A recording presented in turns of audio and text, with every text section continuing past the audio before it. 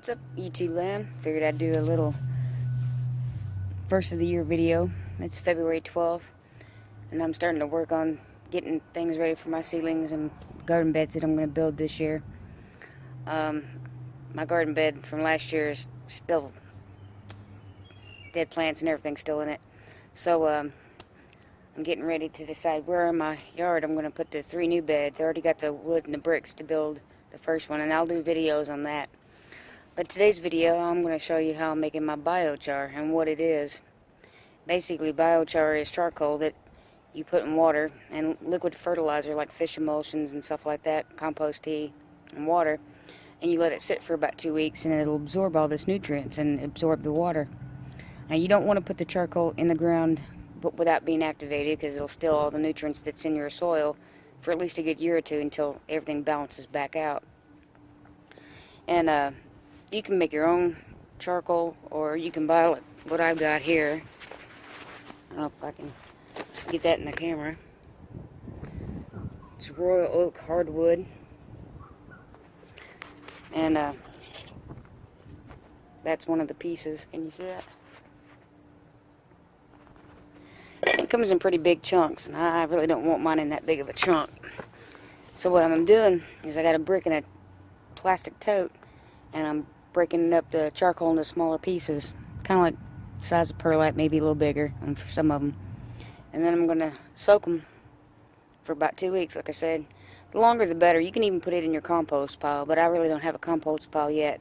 Hence, that third garden bed's basically what it's going to be. But anyway, I'll turn this camera around and let you see what it looks like. Alright, see the old trusty sledgehammer there. And under there is a brick that I've just found and put in there, because I found when I was hitting it on the plastic it wasn't breaking like I wanted. So I just hit it, break it up, scoop it up with this cup, stick it in that bucket. Now when I get done, I'll put it all back in the tote, fill it up, put my fish emulsions and compost tea, and I might even mix some little blood meal and bone meal in there with it. And I'll let it sit for 2 weeks. And after that, let me turn this camera around.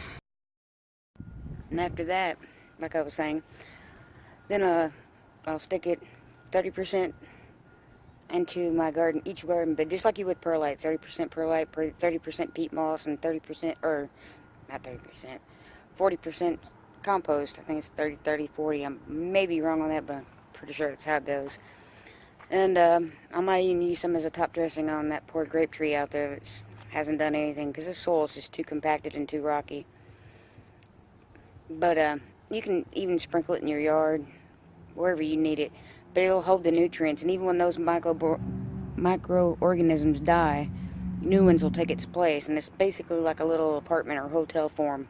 Isn't a place to stay, so when it rains, the rainwater don't wash it all through your soil or your sand, especially if it's sandy soil.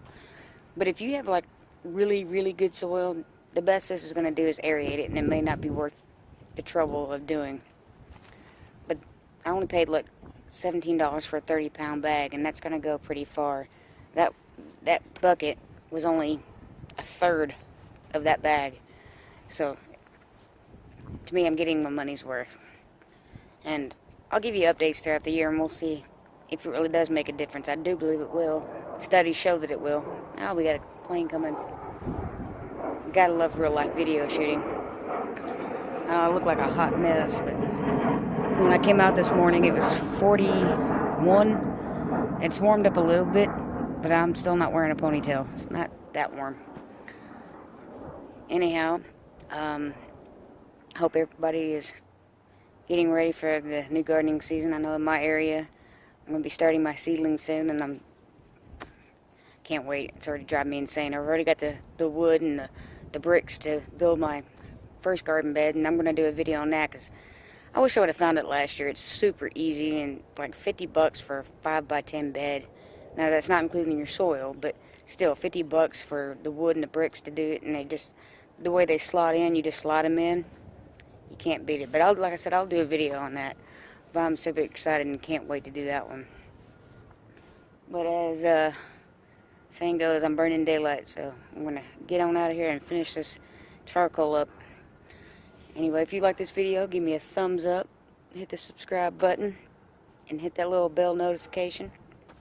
And don't forget, if you want to help out, use my Amazon link anytime you shop Amazon. It doesn't cost you a thing, and I get just a wee bit kickback. It helps pay for my website. Now, I don't know if I mentioned it before. If not, I tend to be a little redundant.